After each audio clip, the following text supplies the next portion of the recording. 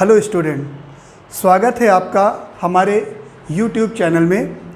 दोस्तों, जैसा कि आप जानते हैं कि हम लोग बीकॉम के लिए महत्वपूर्ण वीडियोस बना रहे हैं।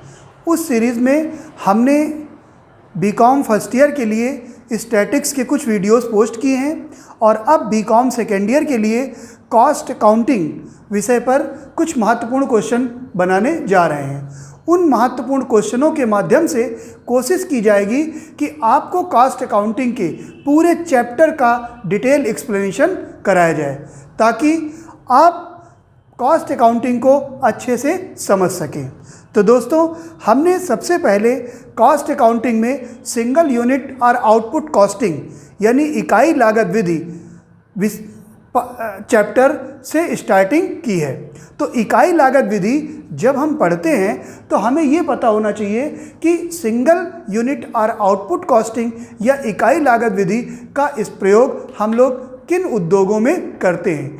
तो जनरली उन सभी जगहों पर इकाई लागत विधि का प्रयोग किया जाता है जहां स्टैंडर्ड यूनिट्स के सेम तरह की चीज़ें एक बहुत बल्क में बहुत सारी चीज़ें एक साइज में बनाई जाती हैं। जैसे हम फॉर एग्ज़ाम्पल के लिए ले सकते हैं कागज़ उद्योग यानी पेपर इंडस्ट्री, उसके साथ ही साथ साइकिल इंडस्ट्री, साथ ही साथ अगर हम बात करें तो पेन उद्योग और भी बहुत सारे उद्योग हैं जहां पर सिंगल यूनिट या आउटपुट कॉस्टिंग यूज होती है, जिसमें एक समान एक साइज के बहुत सारी चीज़ें एक साथ बनाई जाती हैं।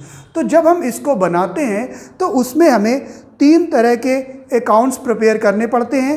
पहला आपका प्रिपेयर होता है कॉस्ट शीट, उसके बाद आता है स्टेटमेंट ऑफ कॉस्ट और साथ ही साथ हम लोग प्रोडक्शन अकाउंट की बात करते हैं। अब जब हम ये सब बनाते हैं तो इसमें हमें 4 तरह के स्टेटमेंट बनाते हैं। तो पहला स्टेटमेंट हमारा आपका बनेगा कॉस्ट शीट। तो उस कॉस्ट शीट में कॉस्ट शीट विथ प्रॉफिट भी होती है, कॉस्ट शीट भी होती है, कंपैरेटिव कॉस्ट शीट भी होती है और प्रोडक्शन अकाउंट भी होता है। तो उस सीरीज़ में सबसे पहले हम कॉस्ट शीट की बात करेंगे विथ प्रॉफिट। तो उस कॉस्ट शीट के थ्रू हम जानेंगे कि कॉस्ट शीट में हम कुछ न्यूमेरिकल क्वेश्चन किस तरह से लगाते हैं। तो उन न्यूमेरिकल्स क्वेश्चन को समझने के लिए सबसे पहले हमें एक स्पेसिमेन की ज़रूरत पड़ती है। तो आइए बच्चों, देर न करते हुए हम लोग बात करते हैं स्पेसिमेन की।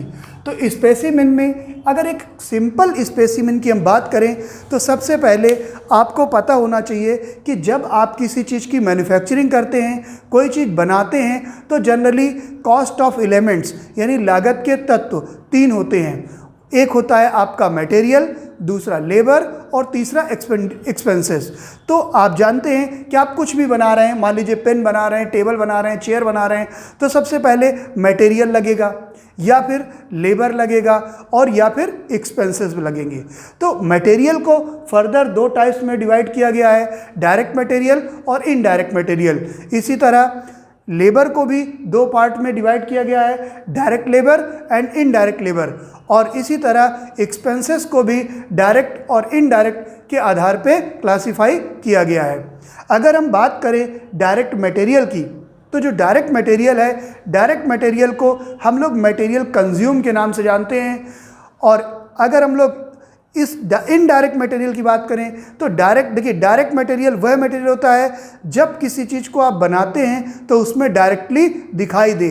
जैसे मान लीजिए कि आपने फर्नीचर बनाया तो फर्नीचर में आपका लकड़ी जो आपका है वो डायरेक्ट मटेरियल है। इसी तरह इनडायरेक्ट मटेरियल की बात करें तो छोटे छोटे मटेरियल और भी लगते हैं जो डायरेक्टली हमें दिखाई नहीं होते हैं बट उस मटेरियल का पार्ट होते हैं। इसी तरह अगर हम डायरेक्ट लेबर की बात करें या वेजेस की बात करें तो डायरेक्ट लेबर या वेजेस वह होता है जो डायरेक्टली प्रोडक्शन कार्य में इन्वॉल्व हो।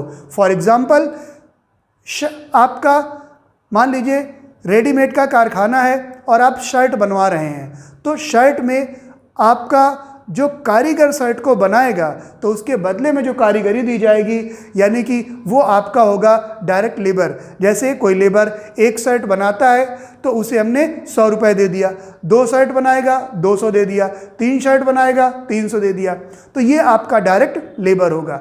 और इनडायरेक्ट लेबर की बात करें तो फैक्ट्री में और बहुत सारे लोग काम करते हैं जिनका प्रोडक्शन से डायरेक्ट इन्वॉल्वमेंट नहीं होता है, बट फैक्ट्री में वो लोग भी ज़रूरी होते हैं। जैसे आपका गार्ड हो गया, स्वीपर हो गया, फैक्ट्री का मैनेजर हो गया, एक्सेट्रा। इसी तरह डायरेक्ट एक्सपेंसेस की बात करें तो कुछ एक्सपेंसेस ऐसे होते हैं जो प्रोडक्शन कार्य को डायरेक्टली इन्वॉल्व होते हैं, जैसे पावर, हीट या लाइट। आज के युग में ज़्यादातर कारखाने लाइट से चलते हैं और लाइट जब हम प्रोडक्शन कार्य करते हैं तो पर यूनिट के हिसाब से आपकी लाइट चार्ज होती है। तो जो डायरेक्टली चार्ज होती है वो आपका डायरेक्ट एक्सपेंस होगा, और जो इनडायरेक्टली है और कहीं के लिए भी लाइट लग रही है या और छोटे छोटे खर्चे लग रहे हैं तो वो इनडायरेक्ट एक्सपेंस में आएंगे।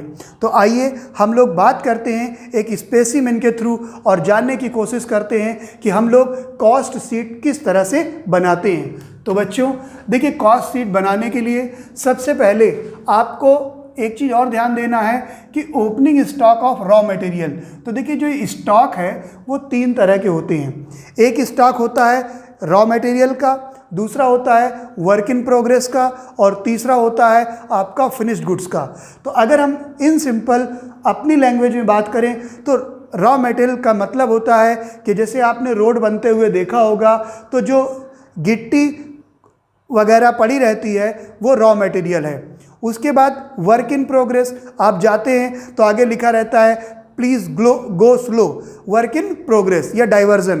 तो इसका मतलब क्या हुआ कि अभी रोड चलने योग्य नहीं है, ठीक, तो वो आपका वर्क इन प्रोग्रेस होता है, यानी काम अभी चल रहा है, पूरी तरह से फिनिश नहीं है। और तीसरा स्टॉक होता है फिनिश्ड गुड्स का। फिनिश्ड गुड्स मीन्स हुआ रेडी टू सेल, यानी चलने के लिए बिल्कुल तैयार है।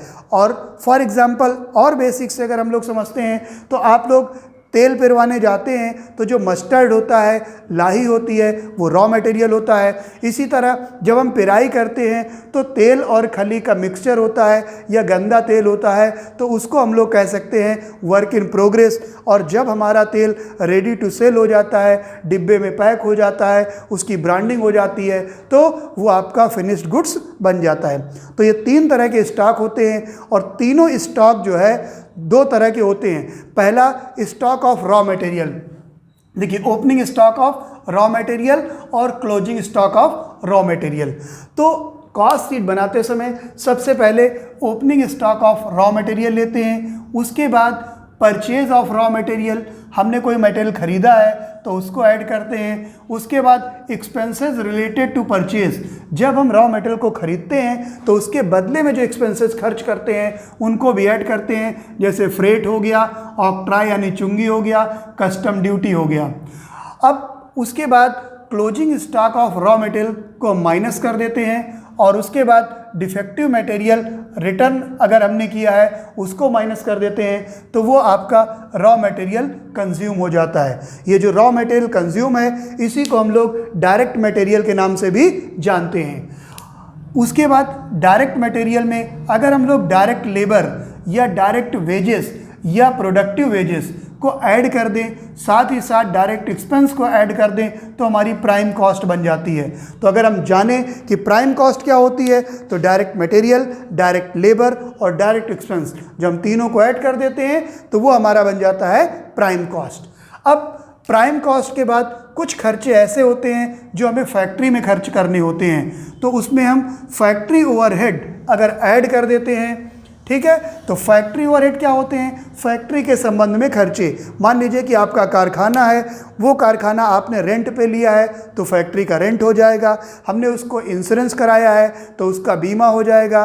उसमें मशीनें लगी हैं तो उनका डेप्रिसिएशन हो जाएगा।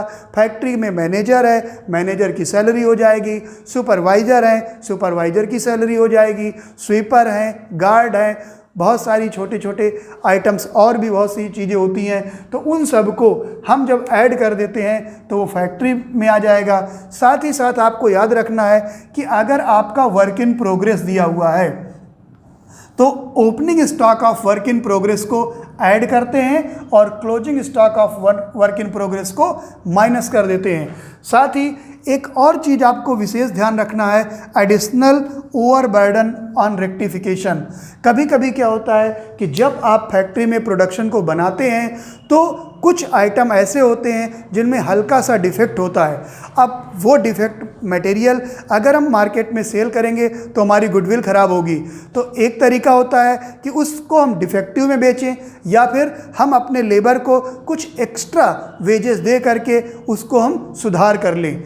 तो जब हम सुधार कर लेते हैं तो उसे कॉस्ट ऑफ ओवरबर्डन आपका रेक्टिफिकेशन बोला जाता है। जैसे मान लीजिए कि आप शूज़ बनाते हैं और शूज़ में अपर में या तले में कहीं थोड़ा सा कट निकल गया तो फ्रेश मार्केट में तो बिकेगा नहीं, लेकिन अगर उसमें कुछ पैसे लगा करके पूरा अपर ही चेंज कर दें तो वो फ्रेश मटेरियल बन जाएगा। तो उसके लिए हमें एक्स्ट्रा कॉस्ट बियर करनी पड़ेगी। उसी एक्स्ट्रा कॉस्ट को हम लोग ओवरबर्डन ऑन रेक्टिफिकेशन के नाम से जानते हैं। इसको हम लोग ऐड करेंगे और लेस करेंगे सेल ऑफ स्क्रैप।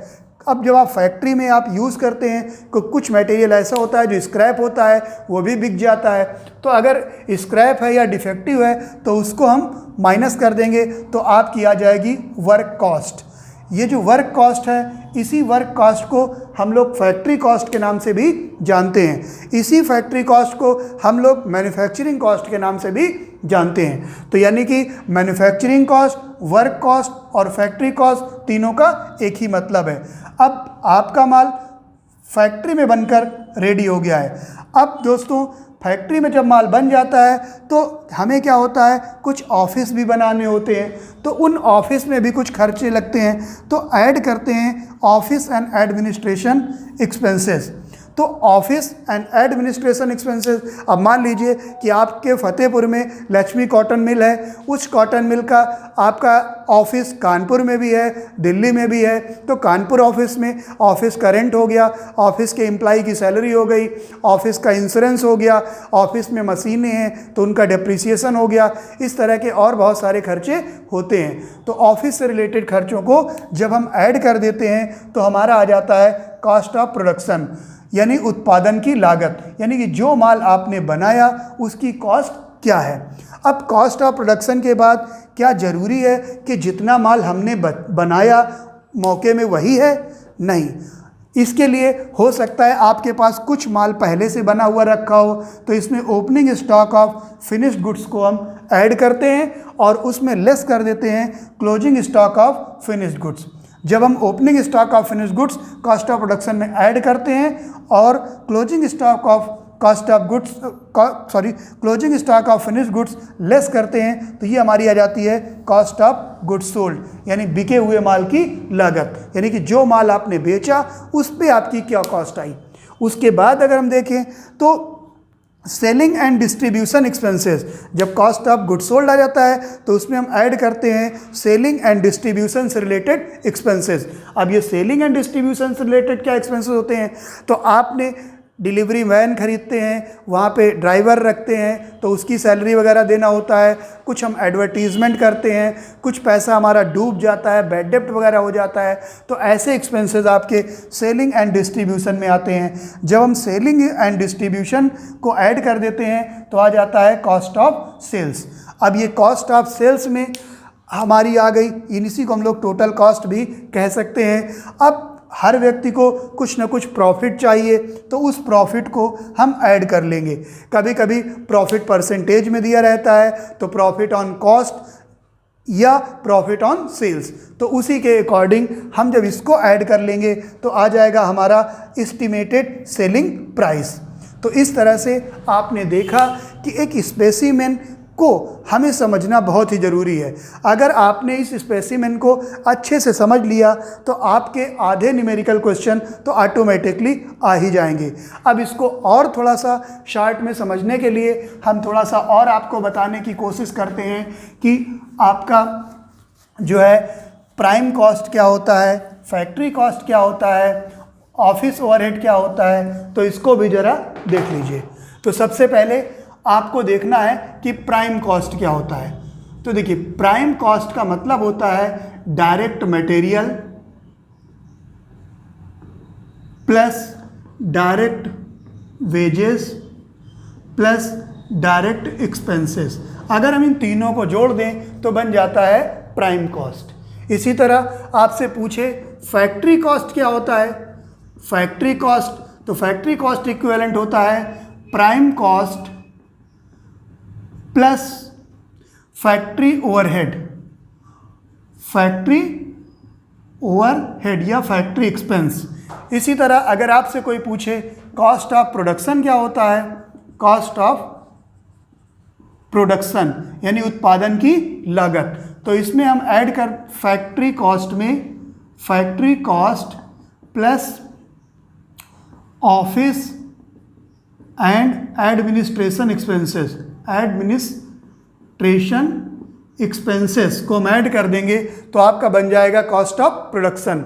साथ ही आपसे पूछा जाए कॉस्ट ऑफ गुड्स सोल्ड यानी बिके हुए माल की लागत क्या है, तो बच्चों इसमें हम क्या करेंगे, कॉस्ट ऑफ प्रोडक्शन यानी उत्पादन की लागत में प्लस करेंगे opening stock of finished goods और लेस करेंगे closing stock of finished goods. तो ये आपका आ जाएगा कॉस्ट ऑफ गुड्स सोल्ड। अब कॉस्ट ऑफ गुड्स सोल्ड के बाद अगर पूछें कॉस्ट ऑफ सेल्स निकालिए, कॉस्ट ऑफ सेल्स, तो ये आपका हो जाएगा cost of goods sold plus selling and distribution expense. अब ये आपकी टोटल कॉस्ट आ गई। अब आपको कुछ प्रॉफिट भी चाहिए तो हमें निकालना होता है सेलिंग प्राइस। ये जो सेलिंग प्राइस होता है वो एस्टिमेटेड होता है, अनुमानित होता है। तो इसमें जब हम कॉस्ट ऑफ सेल्स में ऐड कर देते हैं प्रॉफिट तो ये आपका बन जाता है सेलिंग प्राइस। तो आपने देखा कि किस तरह से आपने स्टेटमेंट कॉस्ट को, और देखिए ये सारा हम लोगों ने कॉस्ट स्टेटमेंट ऑफ कॉस्ट पढ़ा। अब कॉस्ट सीट की बात करें तो कॉस्ट सीट में क्या करना है कि जो भी मटेरियल हैं उनमें आउटपुट को डिवाइड कर देना है। मान लीजिए कि आपने 100 यूनिट ये पेन बनाए तो जो मटेरियल है उसमें 100 का डिवाइड कर दीजिए, प्राइम कॉस्ट में 100 का डिवाइड कर दीजिए, फैक्ट्री ओवरहेड में 100 का डिवाइड कर दीजिए, तो सब में 100 का डिवाइड करते चले जाएंगे तो कॉस्ट पर यूनिट भी आ जाएगी। अगर हम बात करें कि कॉस्ट सीट होता क्या है तो कॉस्ट सीट एक स्टेटमेंट है जो कॉस्ट ऑफ एलिमेंट्स यानी मटेरियल, लेबर और एक्सपेंस है उसको शो करते हुए एक ऐसा स्टेटमेंट बनाया जाता है जो टोटल कॉस्ट के साथ साथ कॉस्ट पर यूनिट भी बताता है। तो दोस्तों आपने स्टेटमेंट ऑफ कॉस्ट का या कॉस्ट सीट का आपने स्पेसिमेन देखा। Thank you.